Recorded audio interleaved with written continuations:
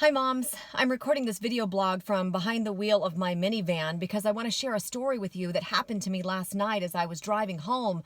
I witnessed a terrible crash. I was just 2 miles from home and I was driving along the road when I heard this loud thud and a boom, and I saw this tree on the opposite side of the road just explode right in front of me, followed by a driver who was coming in the opposite direction I was going, just plow through the tree. She had severed it right at the trunk, and her car rolled up on top of it as it all came together there on the curb.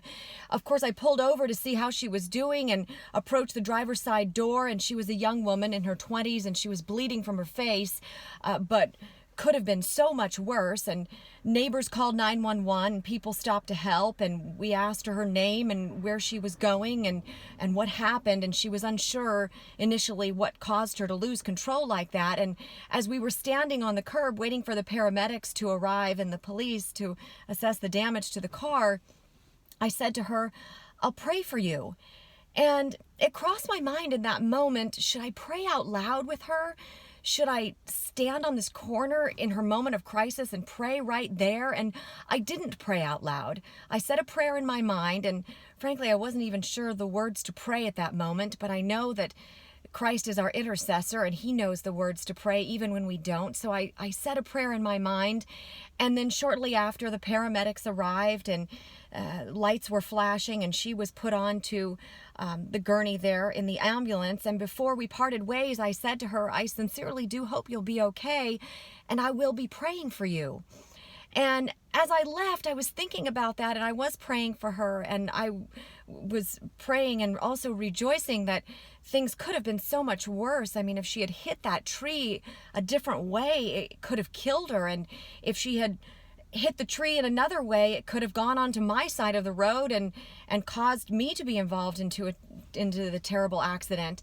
And I left and I just thought, gosh, maybe I should have prayed out loud with her on the corner. Maybe I should have just taken that opportunity to say a prayer with her and not just tell her that I was praying for her. And I've been thinking about that because I think it's something that we all struggle with sometimes. And maybe we have fears about what will other people think, or how will that be perceived, or what are their beliefs and what will I say?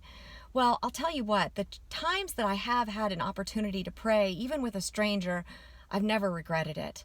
And it's only in the aftermath of times like that where I've told someone I'll be praying for them when I wish that maybe I had been bold enough or courageous enough to just say a prayer right then and there. 1 Thessalonians 5:16-18 says, "Rejoice always, pray without ceasing, give thanks in all circumstances, for this is the will of God in Christ Jesus for us." As we enter this 2018, I just hope that we will all cling to that idea of praying without ceasing, whether we're in our car, at school, at work, at home, lying awake in bed at night, that we'll just take those opportunities to pray without ceasing with our children and with our spouse, with a neighbor or a friend or a teacher or even a stranger. That we will have the courage in some of those situations to speak up and say a prayer, because what do we have to lose? I mean, really, our prayers have impacts maybe even far beyond what we are able to understand. And I just want to encourage you today to pray without ceasing.